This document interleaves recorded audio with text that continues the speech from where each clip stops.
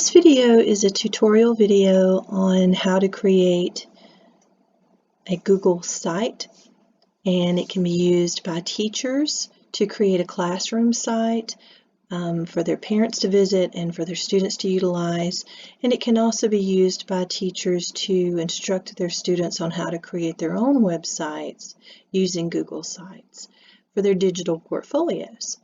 So the very first thing you're going to want to do is you're going to want to open your Chrome browser, and it's going to take you to your Google homepage, and you'll go to Google Apps, left click once, and go to Google Sites. Once you get there, you'll see a very sparse screen, something very similar to this that you see before you, and you're going to see the Create button. You will left click there, and two tabs will open. One is for classic sites and the other is for new sites. You can certainly use classic sites. It has a lot of good features as well, but for the purposes of this video, we'll go to new sites. And once new sites is open, you will see the basic blank template. At this point, you're also going to see layouts for pages here, and you're going to see a toolbar that's very easy to navigate here, and some other features as well. Once this is opened, the first thing you're going to want to do is title your site. So for example, you might want to just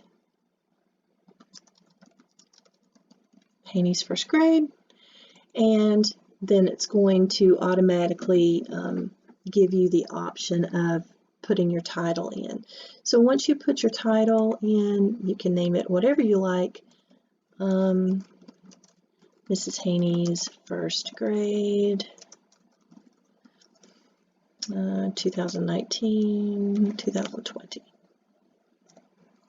And you can choose the size that you want it to be. It can be a normal text. You can have it be larger, a title, heading, lots of options for you there. So once you have named it and you have given it a title, you may want to choose your background image, and you want to make sure that your website is very inviting to your parents, very easy to navigate, and that's why Google Sites is really very optimal for you to use, because it will create a very user-friendly website for you. So let's say we want to change the image, and you can either choose to upload from your own files or select an image. And you can use your Google Drive or your own albums. And of course, there are select images that you can also choose from. So let's say that I wanted to go with this confetti, pink confetti, for my home page image. I'm going to make sure that when I clicked on that image, the blue check mark shows up, and then I'll click select, and it automatically populates in the background of my home page.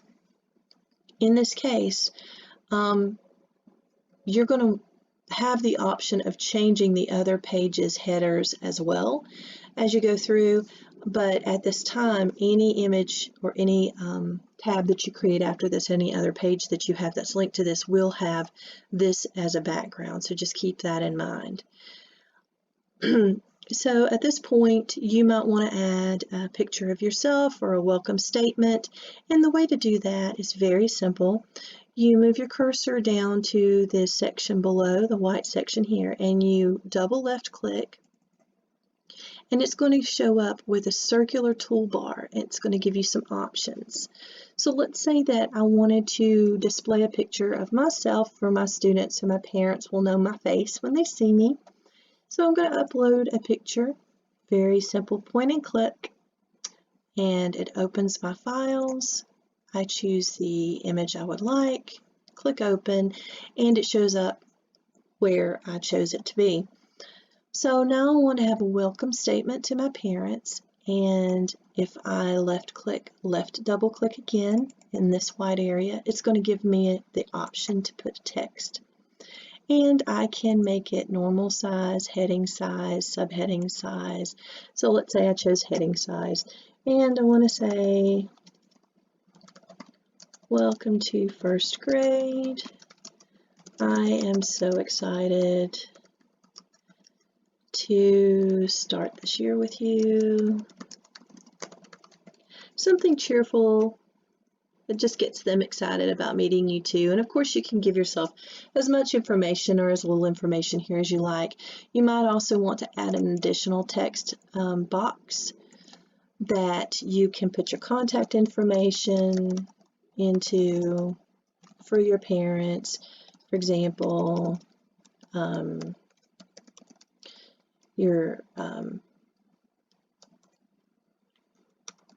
email address, your phone number, what other information that you want to add. But of course, you can add all of that into a text box very, very easily. So once you have created or set up your home page, you want to start adding additional pages. So if you go over to your sidebar menu, you're going to see pages. You left click once, and you can see that home has some choices for it here, where you can duplicate the page, or if you simply go down to the plus symbol at the bottom right hand side of your page, if you click it once, it's going to give you an option of naming a new page.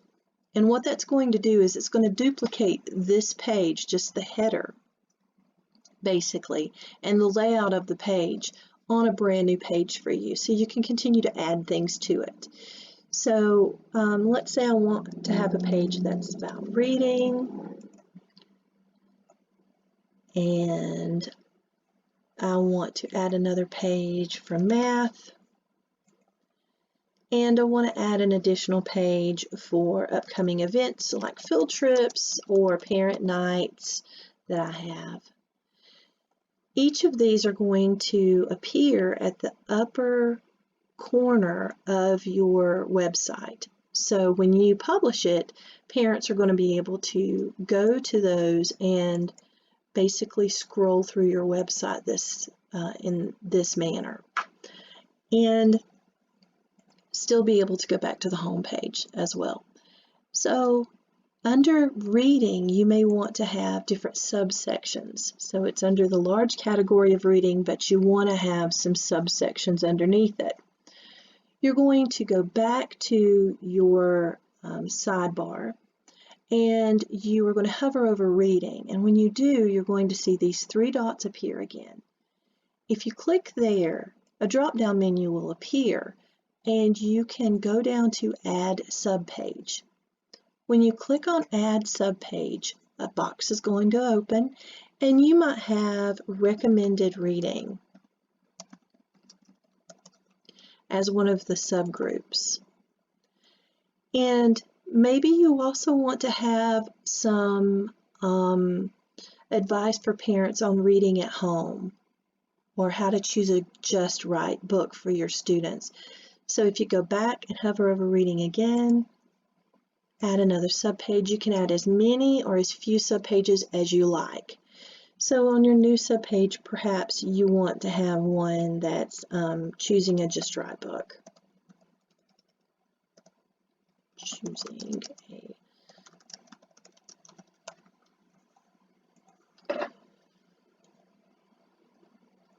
And what happens is, next to reading, next to the main page of reading that you've created, now you have this down arrow that indicates to anyone viewing your site that there are other additional subpages underneath that particular page. So now what you have created under reading, you've created these links to other pages. So on your reading main page, you may have the top 10 books of the 2019 book year, or Caldecott Award winners. And then you, under recommended reading, you might have books that you want parents to read at home that you've read in class to your student. So there's lots of different ways that you can organize your website. It's very, very user-friendly for you. So if I go to recommended reading, and let's say I wanted to add a video for my parents, and I know that a lot of my parents don't speak English, and won't have access to a hard copy of the book that I have, so I want them to have an embedded video link to a read aloud of a book that I'm reading in class. So what I'm going to do is I'm going to click down below in this white area. I'm going to double left mouse click, and there's an embedded link. Embedded videos are not really hard to do. All you have to do is click embed, and this gives you the option of embedding a URL. So what I've done is I've chosen Enemy Pie. Let's say I've been reading that in class, and I found a great read aloud by Cameron Manheim of Enemy Pie. So I am just going to highlight. I'm going to Control C to copy it. I'm going to go back to my site, and I'm going to Control V to paste it. And now you see that there is an image of the video up ready to play. So I'm going to click Insert, and it's going to appear here. And I can, if I hover over it, I can move it anywhere I like on this page. And then I can add text for my parents just simply by left-clicking again, adding a text box, and just letting my parents know that this is a book we have been reading in class. Please listen to it with your child and review the following questions. And you could do that. You can give them a series of questions to ask. One of the things that's also helpful is if you have several of your comprehension questions that are already translated into various formats, different language formats, you could post those in very, very quickly. It's not hard to do. You can just link them or cut and paste them into this particular text box very easily. And now you have a video that they can watch at home of a book that you've been reading in class.